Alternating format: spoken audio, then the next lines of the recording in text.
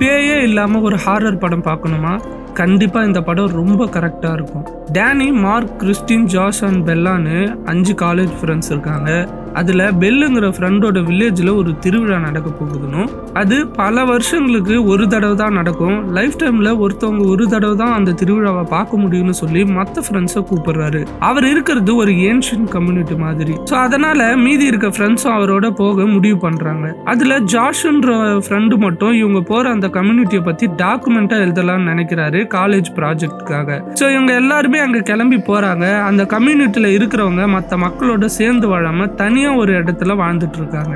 அது மட்டும் இல்லாமல் அந்த இடத்துல ஃபுல்லாக டார்க்கே ஆகாது. சூரியன் எப்பவுமே இருக்கும், நைட்டே ஆகாது.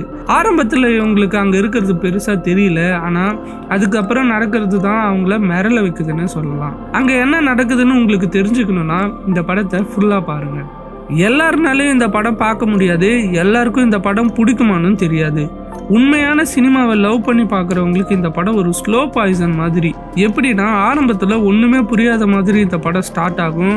படம் மூவ் ஆக ஆக கொஞ்சம் கொஞ்சமாக தான் உங்களுக்கு படத்தோட அந்த கருத்தே புரிய ஆரம்பிக்கும். இங்கே என்னதான் நடக்குது, ஏன் இவங்க இப்படி பண்ணிட்டு இருக்காங்கன்ற கேள்வி மட்டும் உங்கள் மனசில் எப்பவும் இருந்துகிட்டே இருக்கும்.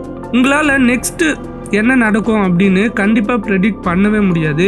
இந்த படம் ரிலீஸ் ஆகும்போது மிகப்பெரிய கான்ட்ரவர்சியை சந்திச்சு தான். ஏன்னா உண்மையிலே ஸ்வீடன் நாட்டில் மிட் சம்மர் ஃபெஸ்டிவல்னு ஒன்று செலிப்ரேட் பண்ணுவாங்களாம்.